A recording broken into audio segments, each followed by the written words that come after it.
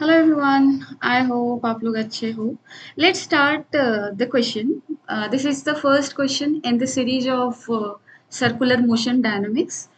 और ये क्वेश्चन मैंने एस सी वर्मा से लिया है। Let's first read the question, then understand कि इसमें करना क्या क्या है। ठीक है, so there is a motorcycle and that has to move with a constant speed on the overbridge, which is in the form of a circular arc of radius r and has a total length of L. So basically यहाँ पे diagram भी बनाया मैंने। ये जो road है ये एक आर्क के शेप में है और इस आर्क का लेंथ क्या दिया हुआ है, L दिया हुआ है, और इस आर्क का रेडियस क्या दिया हुआ है, that is given as R. Now what we are asked is, suppose the motorcycle starts from the highest point. वो highest point से start हो रहा है. What can its maximum velocity be for which contact with the rod is not broken at the highest point? So कह रहा है कितने speed से उसको start होना चाहिए so that highest point पे contact broke ना हो. ठीक है, सो कांटेक्ट बने रहने का क्या मतलब है? जब भी आप किसी सरफेस पे हो ना, और अगर आपका कांटेक्ट बना हुआ है, इसका मतलब है कि कांटेक्ट फोर्स जीरो नहीं होगा। That is normal reaction here. ठीक है, सो जब भी क्वेश्चन में ये हो कि आप कांटेक्ट लूज नहीं कर रहे हो सरफेस से, इसका मतलब n is not equal to zero. And if n is equal to zero, अगर ऐसा हो गया, then we will lose contact with the surface. ठीक है, सो ये चीज काफी ज्यादा हमें याद रखना है। इसी को ध्यान में रख के we will be solving questions. Done है। सो फर्स्ट पॉइंट में हमसे ये पूछा गया है। सेकंड क्या पूछ रहा है, if the motorcycle goes eight A speed 1/√2 times the maximum speed found in part A, अगर उसके 1/√2 स्पीड से वो चलता है तो कहाँ पे कांटेक्ट लूज करेगा। यानी कि मुझे वो पॉइंट बताना है जहां पे नॉर्मल रिएक्शन जीरो हो जाएगा। एंड फाइनली सी में ये पूछ रहा है, what maximum uniform speed can it maintain on the bridge if it does not lose contact anywhere.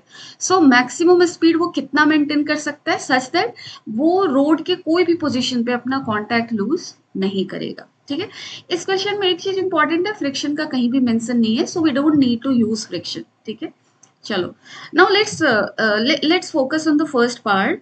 अब देखो, जब भी हमने सर्कुलर मोशन में पढ़ा है कि कोई भी चीज जब सर्कल में जाती है ना, या फिर सर्कल के छोटे से पार्ट में जा रही हो, आर्क में जा रही हो, ठीक है, कोई भी ट्रेजेक्ट्री जो सर्कुलर है और उस सर्कुलर ट्रेजेक्ट्री का वो पार्ट है, देन देन उस बॉडी पे एक फोर्स डेफिनेटली लगना चाहिए सेंटर की तरफ। डन है, जिसको हम बुलाते हैं कि वो फोर्स सेंट्रीपिटल फोर्स प्रोवाइड कर रहा है, and that force we equate to what, mv²/r। This is what we do, right. And हमारे क्वेश्चन में दिया हुआ है यूनिफॉर्म स्पीड। यूनिफॉर्म स्पीड का कहने का मतलब क्या हुआ, आप लोगों ने काइनेमेटिक्स ऑफ सर्कुलर मोशन में पढ़ा होगा दो केसेस। एक होता है वो जहां पे वेलोसिटी का मैग्नीट्यूड नहीं चेंज हो रहा, ठीक है, तो मैग्नीट्यूड चेंज नहीं होता, सिर्फ डायरेक्शन चेंज होता है। And because of change in the direction of velocity, जैसे यहाँ पर है इसकी वेलोसिटी इधर है, यहाँ है इसकी वेलोसिटी इधर है, because of change in direction of velocity जो एक्सेलरेशन का डायरेक्शन आता है वो आता है टुवर्ड्स द सेंटर, जिसको हम सेंट्रीपिटल एक्सेलरेशन कहते हैं, which is equal to how much, v²/r। So देखो मैंने इसको खिचड़ी बना दिया है ना, so that is called your centripetal acceleration. Done है। और अगर हमारे वेलोसिटी का मैग्नीट्यूड भी चेंज हो रहा है, अगर ये भी चेंज हो रहा है, then we will get non uniform circular motion, जहां पे बॉडी का को टेंजेंशियल एक्सेलरेशन मिलेगा, and then we will say कि बॉडी पे एक टेंजेंट के अलोंग भी फोर्स लग रहा है। बट हमारा क्वेश्चन सिंपल यूनिफॉर्म स्पीड का है, I mean there is no tangential acceleration in this case, right. Done है। So keeping all this things in mind, now let's navigate through first part. First part में क्या बोला है कि body highest point से start हुआ, maximum speed यहाँ पे क्या होनी चाहिए so that it will not lose contact with the with what, with the surface, with the road, right. So आप इस पॉइंट पे देख लो, सपोज कर लो इस पॉइंट पे कार की स्पीड इधर की तरफ v है, ठीक है, वेलोसिटी इधर की तरफ v है। अब देखो ये सर्कल में है जिसका रेडियस क्या है, r है, और जिसका सेंटर इधर की तरफ है। डन है। तो अगर कोई भी चीज सेंटर सर्कल में जा रहा है, उस पर लगना चाहिए एक फोर्स सेंटर की तरफ। अब इसका फ्री बॉडी डायग्राम बनाओ, ऊपर की तरफ हो गया नॉर्मल, नीचे की तरफ हो गया mg। So net force acting towards the centre, centre की तरफ mg लग रहा है, सेंटर के ऑपोजिट नॉर्मल रिएक्शन लग रहा है, नेट सेंटर की तरफ कितना फोर्स लगेगा, mg माइनस n, और इसको आप किससे इक्वेट करोगे, mv स्क्वायर बाई r से इक्वेट करोगे, ठीक है।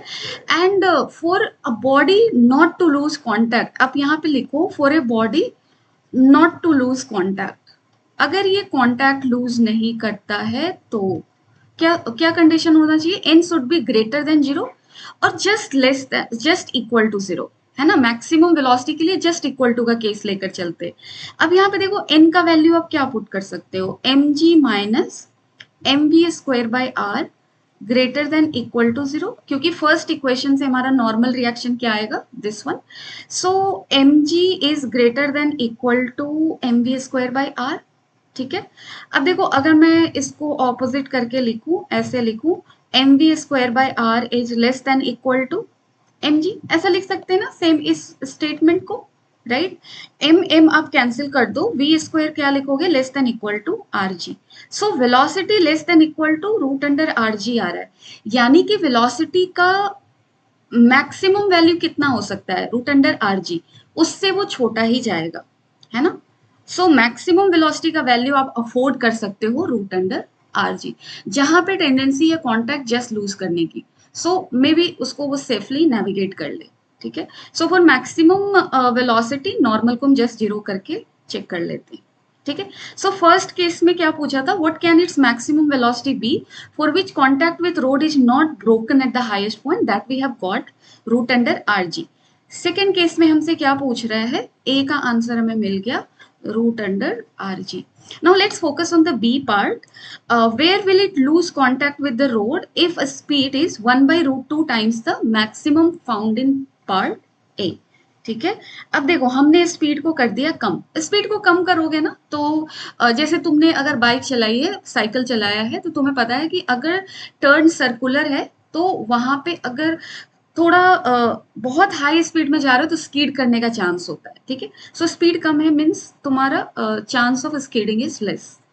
अब देखो यहाँ पे मैक्सिमम स्पीड कितना हो सकता है फॉर नो स्कीडिंग, हमने बोला वी मैक्स हो सकता है root under R g, but it's safe कि आप इससे कम लो, राइट, इट्स सेफ, डन है। सो सेकेंड केस में हमने वेलोसिटी को कितना ले लिया है, 1 बाई रूट 2 आर जी, और हमसे ये पूछा जा रहा है कि इस वेलोसिटी से अगर वो हाईएस्ट पॉइंट पे स्टार्ट होता है यहाँ से, तो कौन से पॉइंट पे वो कौन से पॉइंट पर वो कांटेक्ट को लूज करेगा।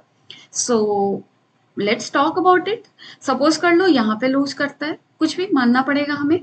अब एक यहाँ से एक ऐसे लाइन बना लो, सपोज कर लो मैंने बोला इस पॉइंट पे कांटेक्ट लूज कर रहा है, let's say this is your theta, ठीक है।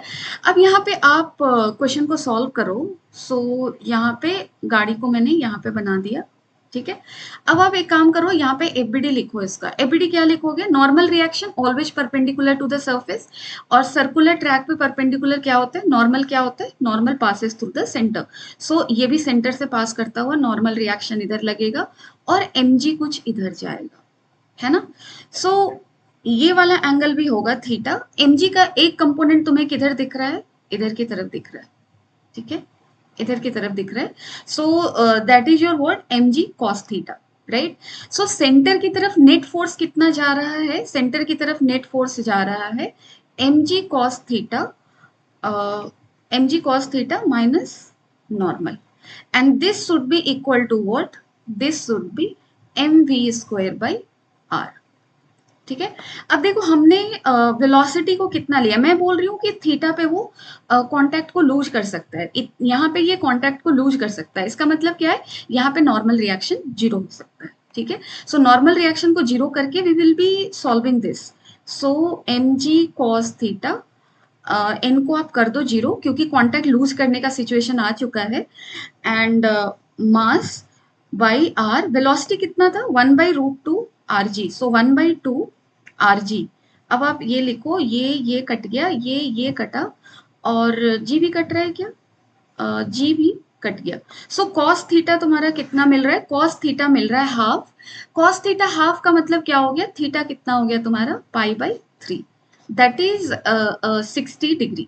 सो बी का आंसर क्या होगा, थीटा इज इक्वल टू π/3.